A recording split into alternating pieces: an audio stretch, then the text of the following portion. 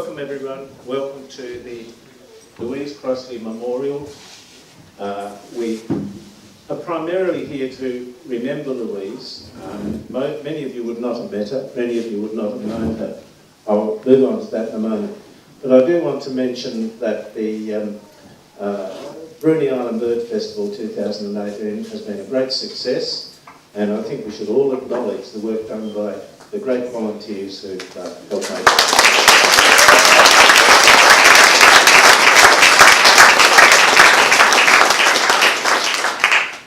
Louise Crossley was a very difficult person to categorise, and I think that's wonderful.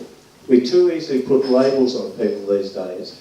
She spent most of her life passionately defending the environment, but she was much, much, much more than just an environmentalist. She was a person who loved the earth, loved the animals and the birds and the trees and the people, and she also loved music. And we were just so lucky that she spent the last few years of her life here on Bruny Island. You can see up here some of the things in which Louise was involved. She was an expeditioner. She was a station leader at Mawson Station, and I believe she spent time on Bruny Island. She travelled around the world without getting on an aeroplane, which is not a bad feat these days. She spent time in Patagonia. She was a putative politician in running for the Senate as part of Bob Brown's team. And she was a commissioner on the Commission for Future, and the list goes on and on and on. And yet she chose at the end to come to Bruny and fight for the Swift Parrot. She and some friends, as part of the Bruny Island Environment Network, set up what was called Spirit of Bruny. And Louise was the Spirit of Bruny. They fought, and finally we won a battle to save much of the forest of Bruny from logging. But now a new threat has arisen, so we're calling on Louise to give us more spirit. So she's there on the Galapagos Islands, I believe. So she told me anyway that. So what I'd like to do is just pay some homage to Louise by referring to her as our Spirit of Bruny. And what I want to do now is pass over to Bob Brown, who's going to talk about many things, and I hope he will tell you much, much more about Louise. He spent more time with her. But I would also acknowledge the fact that Louise not only loved the environment, she loved music. And as part of her bequest, she gave a considerable sum of money to the Tasmanian Symphony Orchestra for the training of female conductors, which is a wonderful thing in itself. She was very, shall we say, strong on the view that females should be leaders in the orchestra as well as players. So I'll hand you over to Bob Brown and let you listen to him. Thank you, Bob. There's three seats up the front for anybody who'd like to see. Just three. And we'll get the lights put back up if we might, please, seeing as it's better if I can see you and you can see me. Thank you very much. Look, it's a terrific pleasure to be, thank you, Bob. It's a great pleasure to be here at this Bruny Island Bird Festival. The world's best little bird festival, and what a fabulous show those Swifties have put on for us in the last few days, as if to, well, that wasn't by design. That wasn't not by design, but the bird festival's here to coincide with the blossoms and therefore the birds. I'm very honoured. If you think I'm dressed up for you, well, that's true, but for Louise as well. She was a remarkable character. She graduated in science from Cambridge in the 60s and in the philosophy of science from the University of New South Wales in 1970, and she was base leader 3 times in the Antarctic. She was the second female base leader, and on that third time at Macquarie Island, she put together with the new contraption, the computer. We're talking here about 1999, 2000. She put together the Global Greens Charter, which is still the binding document of 80 Greens parties around the world. And she did that while being station commander. She did so much more. As Bob said, she travelled by ship to South America and elsewhere to avoid the carbon pollution, 5 tonnes each time we fly to London per person. And she knew about that, and she was actually doing something to avoid it. She was going to South America to go to the second Global Greens Conference, which was in Sao Paulo. And she became convener of the Tasmanian Greens, then convener of the Australian Greens, and was a huge figure in making sure that people were heard, but that there was a sense of rigour about what the Greens were doing, and that she would make sure that we were running as an efficient and professional outfit. She also had this deep spirit for the planet. She was born in Johannesburg, but she ended up at the end of her life further south than that on Bruny Island. And as Bob said, she loved this place. She specifically set up her teepee and then built her house, her little house on Bruny, and she was indeed concerned about the plight of all the creatures on this planet, not least the Swift Parrot, and was delighted when the logging of their nesting sites on this island, which is their greatest refuge, because, as you know, the predator glider is not this side of D'Entrecasteaux Channel. Bob, when you say she's the spirit of Bruny, I agree with that. And if ever logging does take up again in Swift Parrot sites on this island, we'll be amongst those coming to put an end to it in the spirit of Louise Crossley. Now, Swift Parrots aren't crows, and crows aren't ravens, but I always got those two things mixed up, and I wanted to just talk a little bit about ravens, because I understand from recent literature that they came out of Australia, and they're said to be the cleverest bird. I don't know how you measure this in the bird queendom, but they are, and up there with dolphins as competitors for human beings as to the most intelligent beings on the planet. The one thing we do know about ravens is that they don't commit mass murder. So maybe they're a little ahead of the human species. I don't know. They're not into genocide, but whatever else. Just a few weeks ago, in fact last week, we pulled up at the lookout across the way at Randalls Bay where Paul and I live. That's just directly over the channel. And Paul and I were coming from town, and nearly all his lambs had been born. And there was one to go, and down the paddock from the lookout, 100 or 150 metres, was a ewe on her back in a ditch, and she couldn't get up. And coming up towards the lookout, about 20 metres from her, was a little lamb, getting up on its legs, running a few steps and falling down again, not knowing where mother was, because mother was making no noise. And a carload, a family pulled up next to us, and while Paul was jumping the fence to go to the lamb's aid and mother's aid, I gave a running commentary to this carload of 3 children and parents, and there was much oohing and ahhing, because across the paddock were bouncing 2 ravens towards the lamb coming up the hill.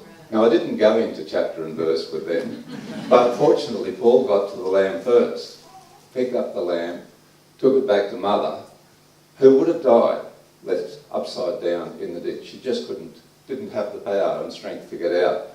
Turned her around, put the lamb in, checked for the milk, put the lamb in underneath, made sure that she had the bonding of tasting the lamb, and then with lamb and mother together came back up the hill. A week or 2 before that, Paul went up in the morning to look to the lambs, and another ewe was caught up in a ditch, and next to her the lamb had got caught up in the roots of a tree, and this lamb was missing one eye because the raven had got to it first, but he got there before it got the second eye. And to cut a long story short, after a period in the barn of mother sheep and lamb, the little fella's doing quite well. He will have monocular vision, of course. You can see 80%, human beings can see 80% without one eye. I'm not sure what lambs can do, and you lose your three-dimensional viewing.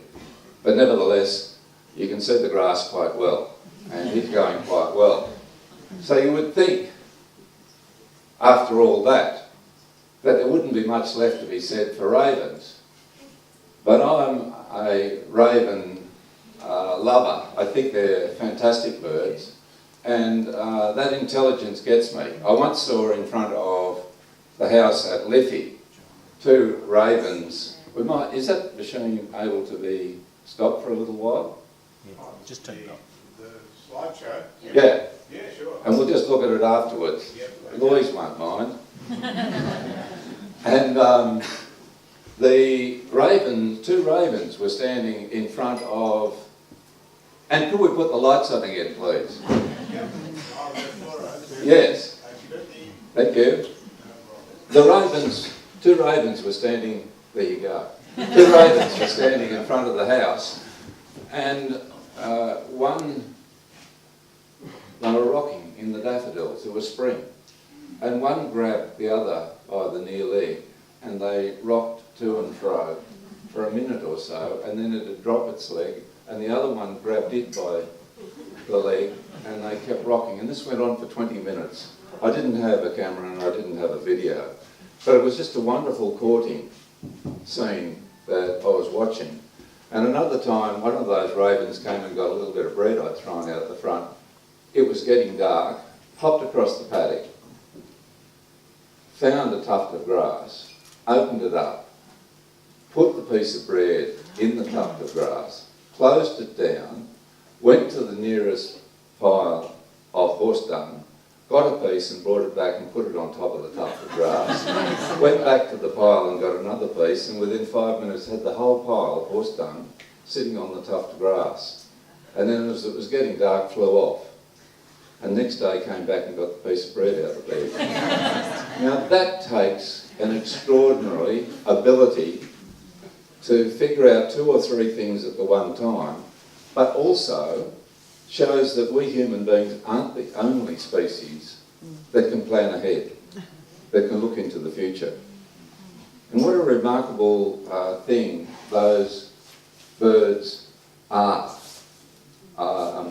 Having seen a little of that, I appreciate them more than ever. But birds give us all great joy. They've been part of the relationship with the wild planet from which we were all created or evolved, whichever you like. And we have a special affinity for them.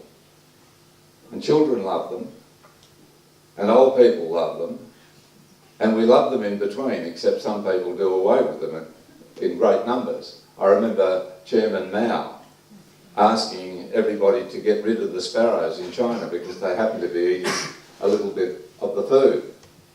Very different. That was the communist view he had. Very different to the capitalist viewpoint, which was if you feed enough chaff to the horse, some will drop through to the pavement to feed the sparrows. That's the trickle-down effect of economics. And then, of course, I was quite aware of the biblical asseveration that God sees each little sparrow fall. And, of course, we are now seeing their numbers fall. And you have to wonder what he's thinking about all this as we human beings take over the planet. And I want to talk just for a moment about that. If you are aware of the population growth of this herd of mammals on the planet, well, you'll know that it's putting us all in extreme danger. And our future, looking ahead, in a position of intolerability for not our grandchildren or not our great-grandchildren, but our children. Children at primary school now will be, in the main, alive in the year 2100. And we are so rapidly taking up the planet that unless there is a revolution in the thinking of us human beings, a common revolution of thinking around the planet, we're leaving them, as you know, in a very destructive future.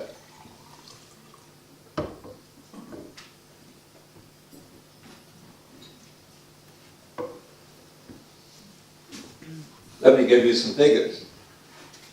When I came onto the planet at Oberon in New South Wales, just behind my twin sister, in 1944, there were 2.5 billion people on the planet. Now there are 8 billion. It's more than tripled. Sydney had a population of 1.4 million by the time I got to primary school. Now it's 5 million. And they're wanting to raise the Warragamba Dam 14 metres, which will flood a new colony of region honeyeaters, one of the rarest birds in the world, just discovered, so that the population of Sydney can go to 9 million by 2050. That's when youngsters in this room are not yet 50. Melbourne ditto will have between 9 and 10 million, will have doubled in size by 2050. And the global population is estimated at between 11 and 13 billion by the end of the century. And one of the major reasons for that is that we won't share. You get the Guardian Weekly, although it's gone to $10.95, this week, you'll see there that we have left Switzerland in our wake, as the richest per capita people on the planet, Australians. We leave Americans, the Brits, the Europeans, the Canadians, everybody in our wake. But all I hear is grizzling. And how the politicians have it wrong. Well, something has to give here, because already we are using, this is the 8 billion of us, 170% of the renewable living resources of planet Earth. Let me give that figure again. We are currently using, we passed 100% in the 90s, we are currently using 170% of the Earth's renewable living resources. That means that, well, it is why fisheries are going backwards. We now have half the fish that we had in 1970 in the oceans. And by the way, it's estimated by 2050 that there will be a greater weight of plastic in the oceans than there are fish. We also know that every morning there are less forests than ever before in history. The rate of extinction of our fellow creatures has gone, in my lifetime, from just above the natural rate to now somewhere approaching 10,000 times the natural rate. And the Swift Parrots that we've delighted in here are on the critically endangered list internationally. And the Tasmanian government, backed by several federal ministers for the environment, have in recent years decided to tick off on the logging of the nesting sites of the Swift Parrots in the only place on Earth where they regenerate, which is southern Tasmania.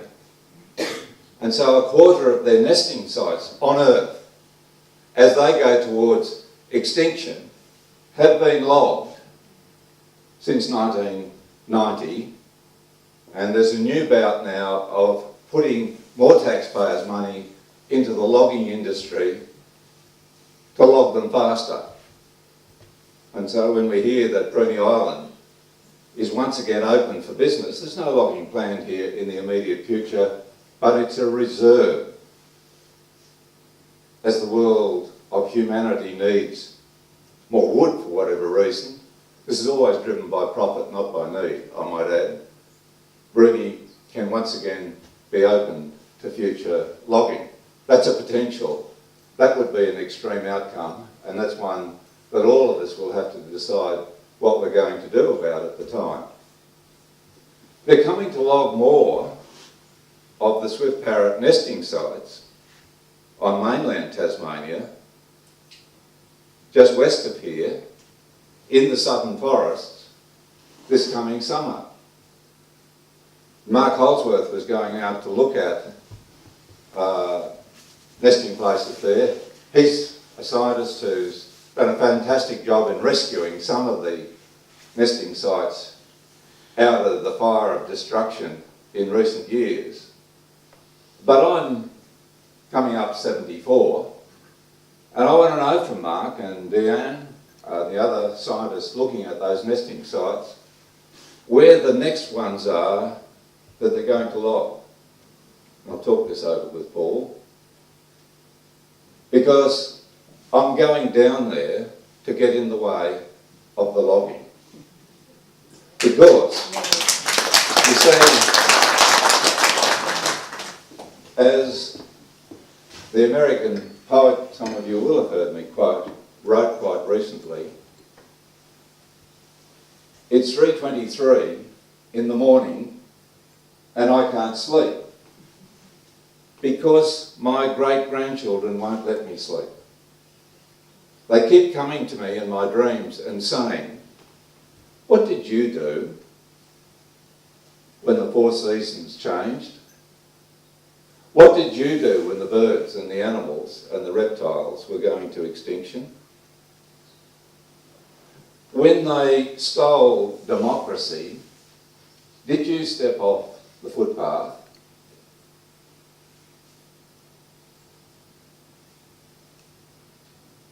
When the earth was in peril, what did you do?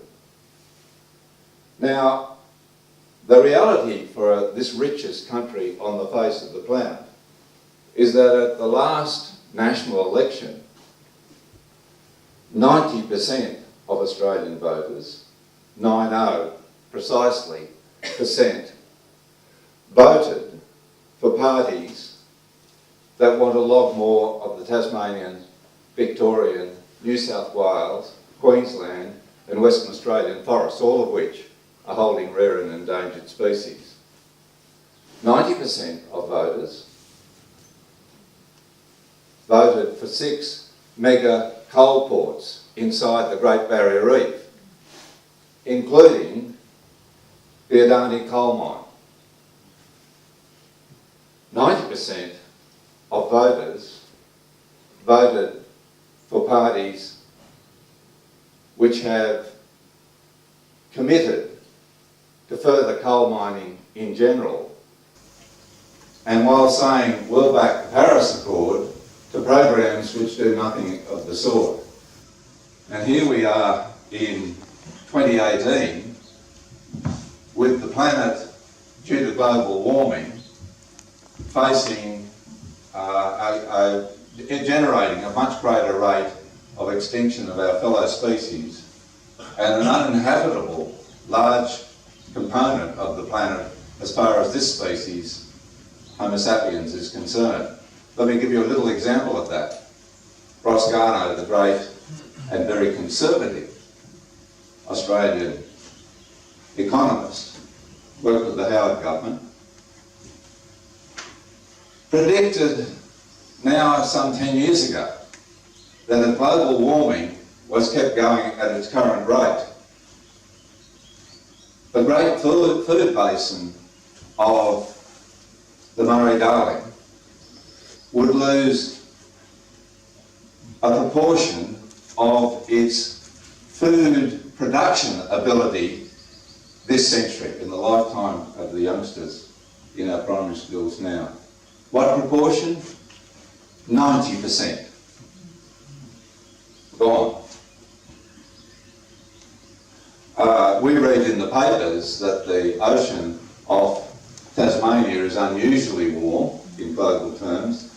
The temperature's gone up by 4 to 6 degrees in the last couple of decades. Wow, snapper are appearing off the coast. Well, yes, that's true, but the handfish are going, and the tallest underwater forests, the kelp of the east coast, has essentially gone due to burning of coal and oil and gas. And so the question comes down to, what do we do about that? Well, if the Adani, and one of the reasons why, isn't it tantalising what's happening in Wentworth? Well, last night, a 54-46 wind for Karen Phelps. But as an independent, she wasn't able to get round the hospitals, or to the pre-polling booths, or send out postal votes to thousands of people, as the big parties can do. And so, before... I might get you to think it. Oh, that's all right, thanks. So, at 6 o'clock tonight, it was 49-51. And some thousands of votes to count. And she's picking up 10%, and the very pleasant Liberal candidate, for anybody who saw his gracious speech last night, is picking up 40 to 60%. And Anthony Green is doing a backwards march at a great rate from his forecast that she will win the seat. Well, now we'll see. But the one thing that stood out for Dr. Phelps that I heard her say is that we must object to the Adani mine, and I will do so if I'm elected to Parliament. Well, the Adani mine is massive. It's proposed in central Queensland, and when the hole is dug to take out the coal, if you stand at one side of the crater, you won't be able to see the other side because it will be beyond the horizon. And the depth of the pit will comfortably accommodate the tallest buildings in Australia, including the Harbour Bridge, without it being seen above the level of the plain at the bottom. And it's going to interrupt the Great Artesian Basin. It'll do much more. There's the black-throated finch will be gone. It'll do much more. It's interrupting Aboriginal sites and much more than that. But it will, of itself, add 4% per annum to the global load going into the atmosphere of greenhouse gases, heating up the planet in a couple of decades' time. To make money for an already very rich $11 billion, Mr. Gautama in India, who's got very good connections, much better than anybody in this room, with the ministers in our government and our opposition party in Canberra. What do we do about that?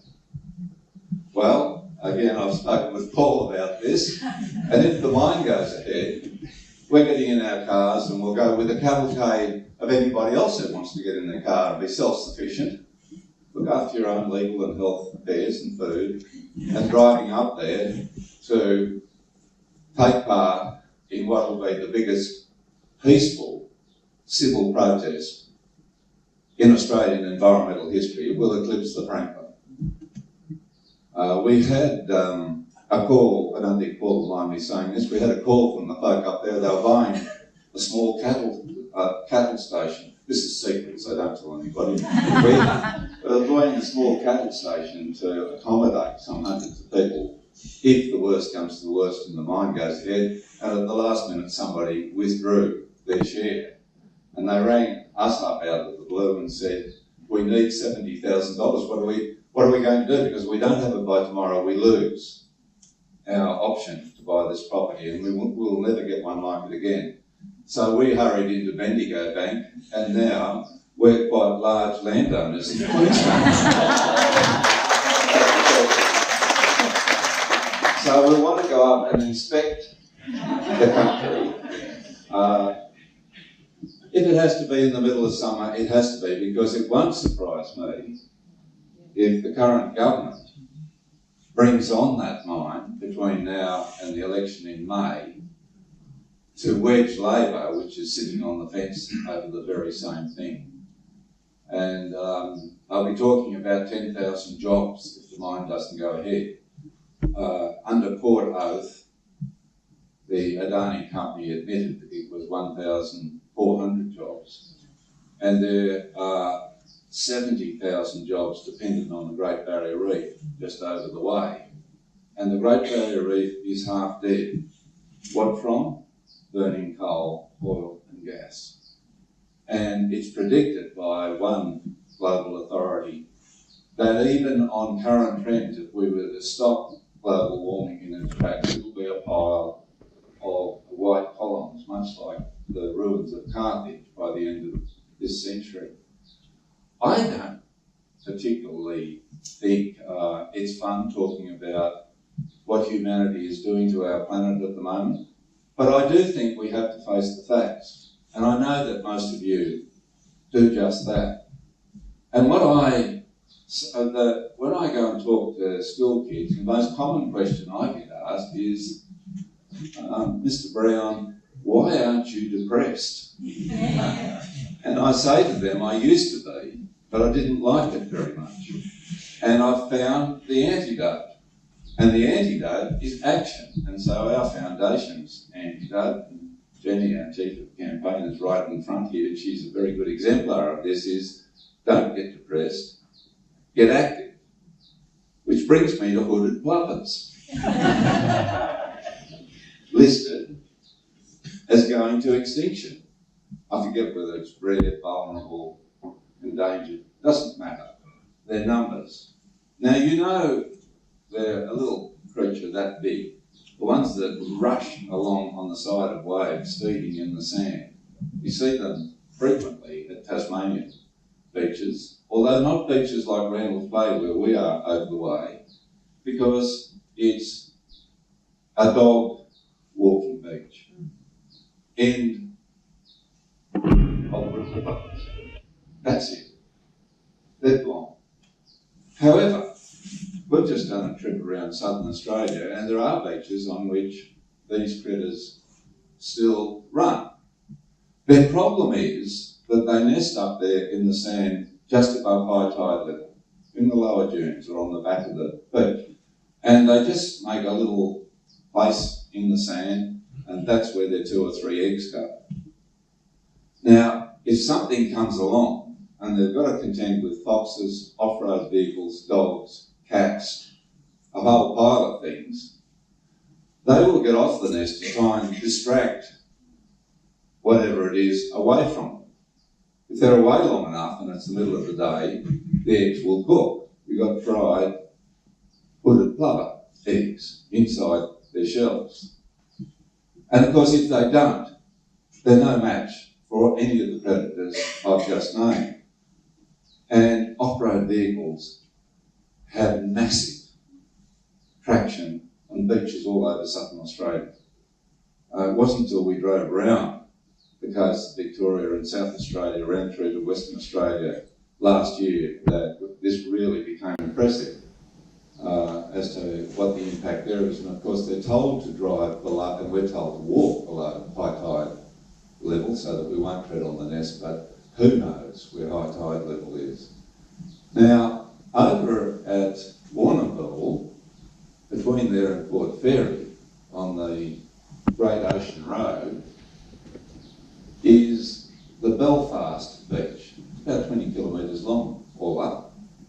And the Belfast Beach Coastal Reserve is one of the oldest reserves in Australia. It dates back to before Yellowstone National Park. It actually dates back to the late 1860s. And it's the best beach for little hooded plovers to lay their eggs and rear their chicks. They have a big loss rate anyway. But 3 or 4 years ago, they managed to raise 16 on Belfast Beach. And then a horse, I forget the name of it, was trained on that beach and won the Melbourne Cup. Well, to cut a long story short, within months of that event, semi-trailer loads of horses were arriving at Belfast Beach each morning and disgorging their horses to ride up and down Belfast Beach between the hours of dawn and 10 a.m. And as a result, the little hooded plovers got trampled. Now, come to the rescue, the Victorian Minister for the Environment, Lily D'Ambrosio, the Labor government in Victoria. She came across and saw the impact on the environment of 80 horses hunting up and down the beach each morning and slapped a limit on the horses of 250 a day. And so there's more semi-trailers arriving than before. And we went over to join the locals, who include the fellow Shane Howard, thank you, who wrote the Let the Franklin Flow anthem during the Franklin's campaign, Goanna Band, which we all danced to back then.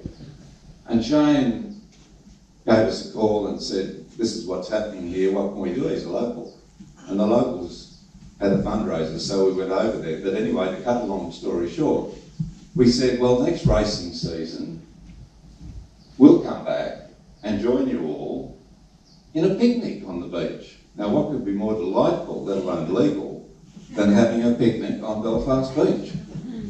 And so our intention next month, namely on the 13th of November, a fortnight before the Victorian elections, it just so happens to be, the horses are going to run up and down, or were set to run up and down the beach as of the end of this month, to have a picnic with 100 or so other locals, including some Indigenous people, on the beach between dawn and 10 a.m. And as I said to Paul, I do hope we don't get sand in our crumpets from all those thundering horses coming over the top. Well, a little bit of a reprieve there, because in the last 3 or 4 days, Warrnambool Council, which runs the beach, voted by 4-3 to allow the racehorses to come again. And within 24 hours of that vote, it was revealed that the manager of Warrnambool Council had failed to pass a certain document to the councillors voting on whether the racehorses should be allowed on the beach. By the way, here, in an age of private enterprise, I would have thought that the horse racing industry, particularly this lucrative top end of it, could buy sand and put it on a track and run their horses around on a track without taking over the public commons. Anyway, a document had been withheld from the councillors voting on this matter. And the document was legal advice given to council, which said it is illegal for you to let horses on these beaches because it's been a reserve for 1.5 centuries. It is a public domain, it is for conservation, and it is illegal to have a commercial pursuit like horse training on the beaches. So there's a big furor going on that side of Bass Strait right now about the pressure of the Minister for Racing, Mr Biculo, who rang the councillors the night before their vote, as to whether he knew, and said, vote for this, whether he knew that they had their own legal advice that to do so would be illegal.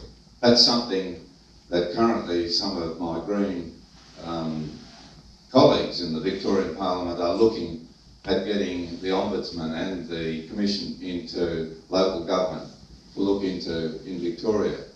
What that underlies, by the way, since the horse racing started, I understand there's been one, 16 before, or the year before, there's been one successful raising of a wooded plover chick on those beaches. But I was just told today about the Mornington Peninsula, where the whole of the beaches were open to dogs, and they again, because that's on the eastern side of Melbourne, they are again a favourite breeding place for these little plovers, and a couple of those beaches have now been, just by the community representatives agreeing to it, have been made dog-free, and the result is that the birds are breeding quite rapidly again.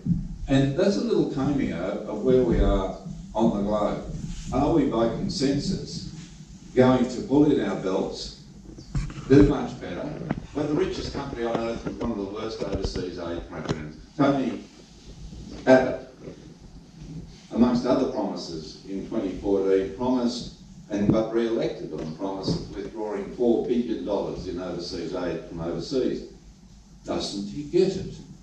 If you don't have money to help educate people overseas, including, in particular, women, about their own ability to run their own lives and to run businesses and to make decisions about family, then the population is going to go to those worst figures that the United Nations says.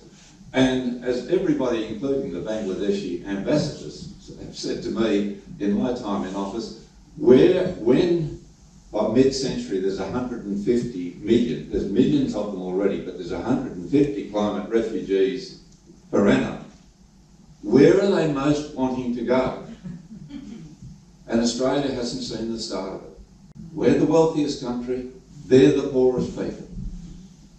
And if you hear the news today about those people getting across the river between Guatemala and Mexico because the bridge was blocked, there are thousands of refugees streaming north towards Donald Trump's paradise in America, you'll understand that desperation.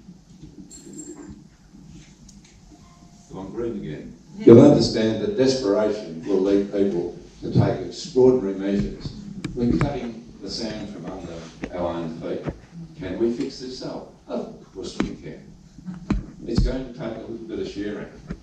It's going to take much more global agreement, particularly looking after our environment. And what a great global thinker was Ian Kiernan, who died just this week, with his global cleanup, went from Australia to become global. And by the way, what a fabulous person was Margaret Thorsburn, who died 2 days ago, aged 91. I still have in my mind that woman standing with a handbag over her arm in the Hinchinbrook Channel with a hand up to a bulldozer which was about to scoop away the mangroves in which so many birds and other creatures live.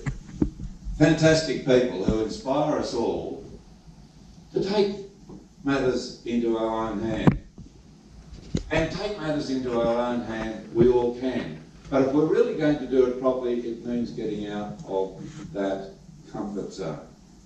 It means giving a bit more to the people taking action than we really think we could be putting into the next flat screen television set. It means stopping and talking to our children and our grandchildren and taking them bush. If they miss that bus, they can't get it back. Incredibly important in the education of children, just as important as music, if not more, that they get taken to the bush. It is important that we consider who we're voting for. This is a democracy. And if we vote for the tax cut instead of the security of the planet down the line, we become part of the problem. And then when it comes to it, the question on this island, one of them that Paul's raised, and it's now only a theoretical question, is what will we do on Bruny, because we're neighbours of it, so the we includes us, if they do come in logs with Parrot sites here again. Everybody's got to answer that question for ourselves.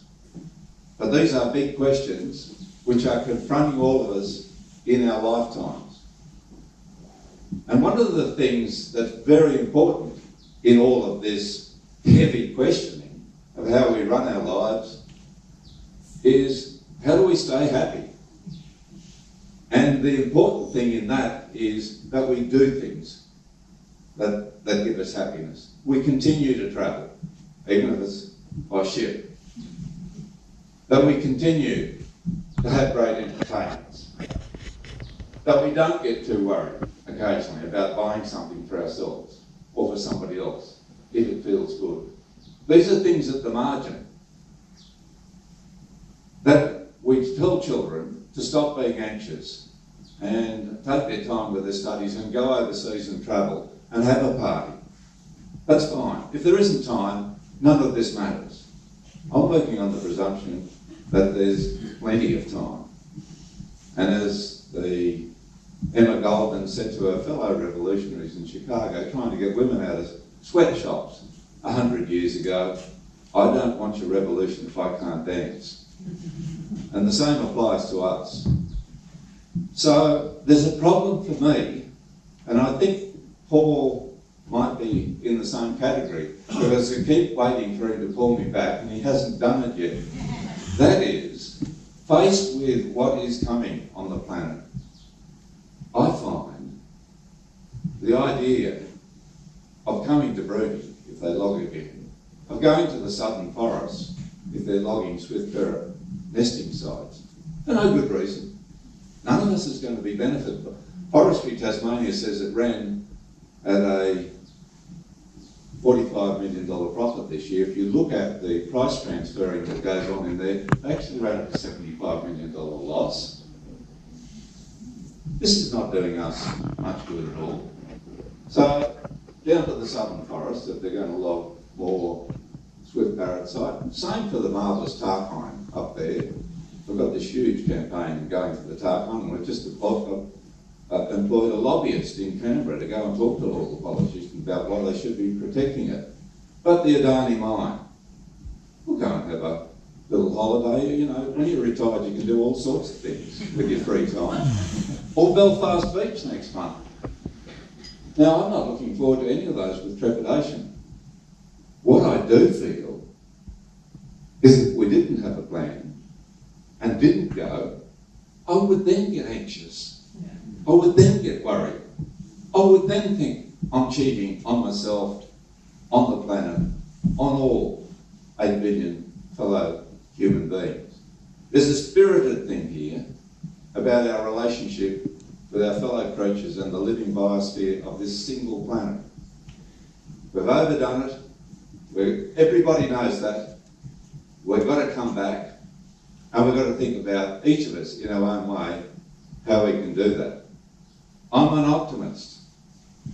The world's been changed by people confronted with big problems in the past. Who would ever have dreamt that women could get the vote when it was common knowledge that they couldn't run money, for example? They'd run us all bankrupt. You know, the nonsense of the past. The very fact that every kid goes to school, at least in our country now, is revolutionary. 2 centuries ago, unthinkable. How dare you dictate to parents how they should bring up their children? How dare you? Well, now you go to jail if you don't send them to school or give them a home education, take your pick. And everybody can see the common sense in that. We just need another little revolution in thinking, which is that the global wish that our children inherit the world better, not worse, for us having been here, is brought into being. And in a lucky country like Australia, we can vote for that objective every time if we think about it. And the rest of the world, I've travelled extensively on Earth, and I don't find any people who are different to us. They all want their children to have a better life. And a better life is based on security. And security is based on keeping a livable biosphere on planet Earth. Louise Crossley knew this. She took risks in her lifetime. And after she died, she left all her limited means to campaigning environmentalists and to great creativity and music. And the organisers of this bird festival here in Bruny know it as well. Here we are for 3 brilliant days. We've come together, had a great time. I only had to read today's Mercury and see a page of coverage there to see that made this itself made this bird festival worthwhile. But above all, it brought us back to thinking about our fellow creatures. There's not a human being on these walls. It's these marvellous fellow creatures which inspire us, lift our spirits, make life worth living, and will do so for future generations if we look after them. So not only is Louise Crossley the spirit of Bruny, but this little bird festival is the spirit of saving planet Earth, to pass on to those who are coming after us and to share with our fellow creatures who have every right to be on this planet 1,000 years from now, the same as we Homo sapiens. It's been a delightful time here. I've, with the weather, the birds, and such good company, how could you fail? And these artistic works, we had a look at the portrait gallery down the road at Alona today as well. What fabulous creatures we human beings are. That creativity. And listening to Largo here a while ago, what brilliance we human beings have. We can't allow that all to be spoiled and given away. And in the spirit of this bird festival is a future that's brimming with hope for humanity. We've just got to make it spread, and we've just got to share that with people elsewhere around the planet. I know that as long as I'm drawing breath, I'm going to be not worried about going and standing in defence of nature, but very happy to do so and having a lot of fun along the way. I hope you do too. Thanks, ladies and gentlemen.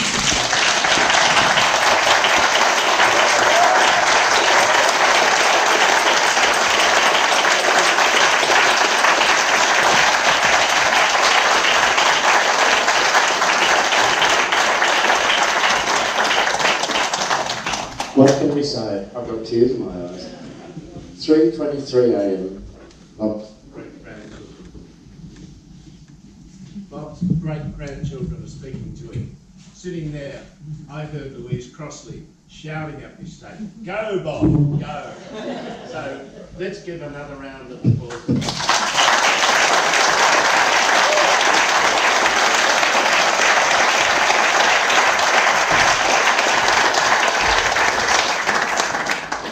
So to finish this part of the evening, we are going to be entertained and by our wonderful musicians here.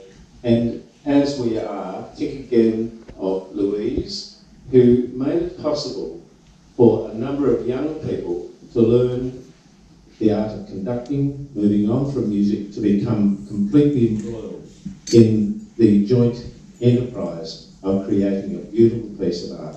So, Christina, over to you.